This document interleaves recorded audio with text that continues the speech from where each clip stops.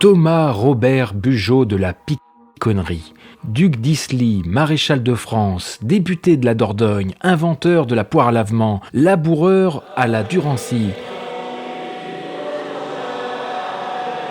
Thomas Robert Bugeaud est né à Limoges en 1784. Militaire glorieux. Il connaît en Dordogne une carrière tout aussi prestigieuse dans l'agriculture comme dans la politique. Acteur essentiel de la vie locale, il devient député de la Dordogne, représentant de la circonscription d'Exideuil. À Exideuil, il aime à recevoir dans les salons de son hôtel du XVIIIe siècle.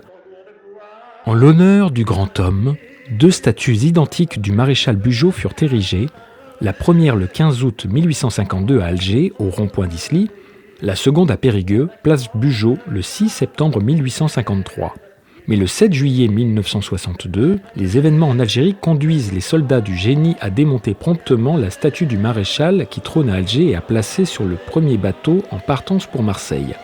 Lorsque la statue du maréchal revient en Algérie en 1962, Exideuil n'a pas oublié son bienfaiteur. Un comité, impressionnant par le prestige de ses présidents d'honneur, se constitue en avril 1969. Il a pour vocation de trouver des fonds pour le transport et l'érection de la statue à Exideuil. La posture du maréchal Bugeaud rappelle un autre monument élevé à la gloire du génie colonisateur à Boufarik. L'inauguration, prévue le 21 septembre 1969, place de la Promenade, est annulée au dernier moment pour des problèmes de santé du maire et n'a finalement jamais eu lieu.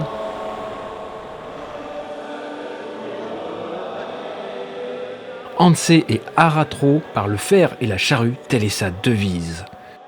Pour nous, en 2023, après tout ce que l'on connaît autour de la guerre d'Algérie et du maréchal Bugeaud, la présence de cette statue nous paraît tout simplement insupportable.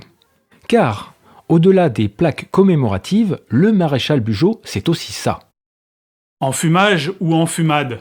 Les enfumades sont une technique qui consiste à asphyxier des personnes réfugiées ou enfermées dans une grotte. Technique utilisée par le corps expéditionnaire français durant la conquête d'Algérie en 1844 et 1845 et encouragée par Bugeaud. Il n'en est fait aucune mention sur le piédestal de la statue de Bugeaud à Exideuil.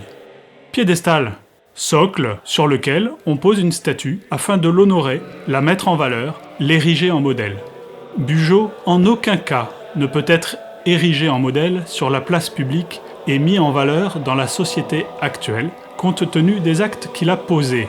Ils sont trop contraires aux valeurs contemporaines et d'ailleurs sont à son époque également, puisqu'il fut très critiqué pour sa doctrine. Bronze, matériau coulé pour faire des statues, vulgairement excréments. Gloire, célébrité dont jouit quelqu'un. La quête de gloire est éphémère, car la mort et le temps effacent les traces de nos vies. Pour tenter de prolonger la gloire au-delà de la mort, on érige des statues en matériaux imputrescibles, comme le bronze, mais c'est une illusion. Progrès, notion subjective très utilisée pour justifier la conquête de territoires, l'accaparement de ses ressources et l'utilisation à bas coût de la main-d'œuvre locale.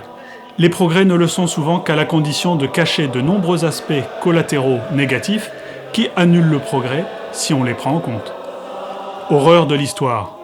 L'ensemble des facettes de la biographie de Bugeaud appartient à l'histoire, aux historiens et aux musées.